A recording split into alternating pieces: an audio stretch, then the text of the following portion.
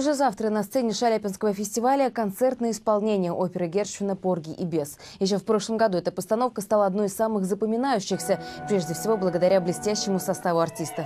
Не менее блестящим он будет и в этом году. Сегодня на пресс-конференции, посвященной открытию оперного форума, уже известные казанской публике Рональд Сам из Великобритании и Лестер Линч из Соединенных Штатов поделились своими впечатлениями от фестиваля.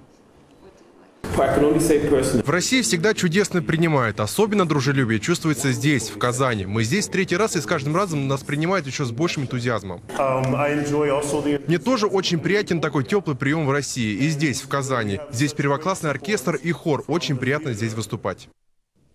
Программу 33-го Шаляпинского фестиваля составят лучшие постановки Татарского оперного театра: Евгений Онегин, Риголетто, Аида, Травиата, Кармен и другие, а также 2 гала-концерта. По традиции на каждую постановку приглашают солистов из столичных и зарубежных театров. Певцы – все это категории людей, которые выступают на европейском рынке, поют в больших мариинских театрах. Значит, естественно, в нашем ближнем зарубежье это Украина, Казахстан. Значит, есть понятие авторский спектакль, где очень тяжело. То есть первоначально первый ансамбль певцов, на которых ставятся спектакли.